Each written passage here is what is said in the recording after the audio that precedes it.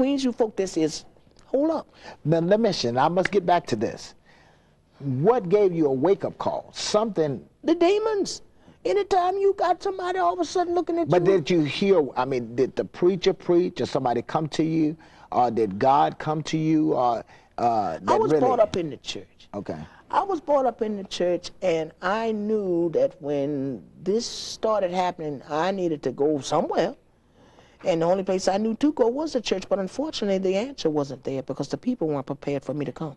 So the answer was not at the church? Not at all. In fact, when I went to the church and I watched several people stand up there talking about the joy of the Lord is their strength, and they looked like they had just swallowed 3-4 camels, and they was constipated talking about the joy of the Lord is my strength. Now, I had been getting high all night long, and I was tore out of the frame. I knew something was wrong with me, but I'm sitting here watching these church folks stand up here talking about the joy of the Lord is my strength, and they look like they've been having serious problems.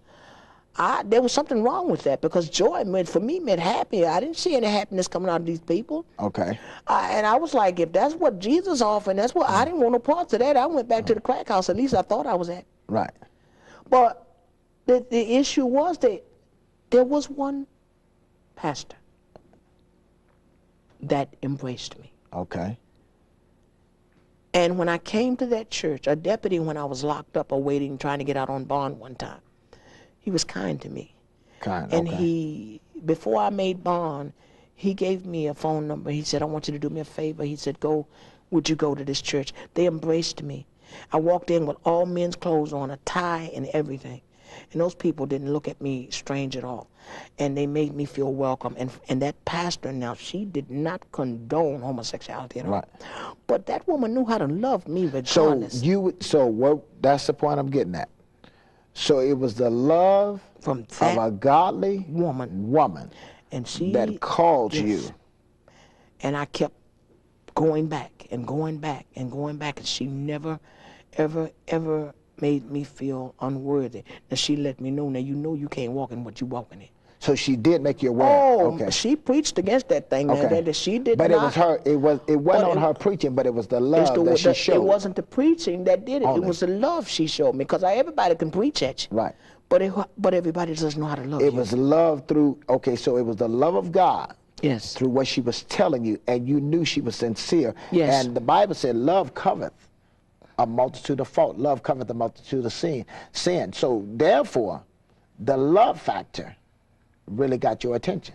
What is the ultimate theft of identity? You know, he steals our identity. You know, people look at the homosexual thing and this thing, but the enemy steals everyday people's identity. Most people identify themselves right now from what they possess. Okay. How many people right now got to wear Gucci on their back because they don't even think enough of themselves? Right. Or they got to have 4 and 5 cars, or they got to have the Lexus. They got to put on certain things to make themselves who they are. You take that stuff from them, they're nobody. Because the enemy has been chipping away at us from birth. And what has to happen is we have to be remade whole, and the only person that can do that is God. And the next manual coming out is called Pieces of People, and I talk about that all the time, because you know what, we walk around just like, look, we be chipped up. Look, pieces of people walking around trying to find another piece of person to hook up to try to create a whole, and it never works. Now, how are you doing now, Sister Ellis? God has just really taken me from glory to glory to glory to glory. I have overcome all of those things through the mercy and grace of God. I have a ministry, Love, Faith, and Hope Ministries now. Right now I'm living and residing in the Savannah Suites in Decatur. But God is blessing you. God has been blessing me. And you got this new book coming out? A book coming out, Running Towards Life. The Manual Harvest Readiness is on sale now. I suggest. And what's that number they can get that book? 404-572-6214. I suggest anybody who wants to really have an understanding of what's really going on. Okay. Whether you be a pastor and you want this for your church, call me in for a seminar. I teach on this.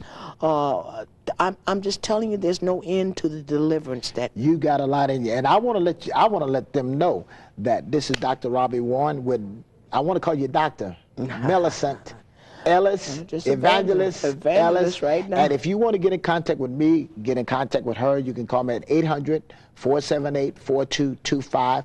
If you would like to get this tape Now, we would need hours. Really, because there's a lot. Hours. There's a lot. But I'm telling you, they're telling me that we're about to shut down, and I know some of you are crying and be like, more. Well, you can get in touch with this young lady. You can get in touch with her. If you want to call me at 800-478-4225, make sure you get in touch with her. Bring her to your church. Bring her to your group. Bring her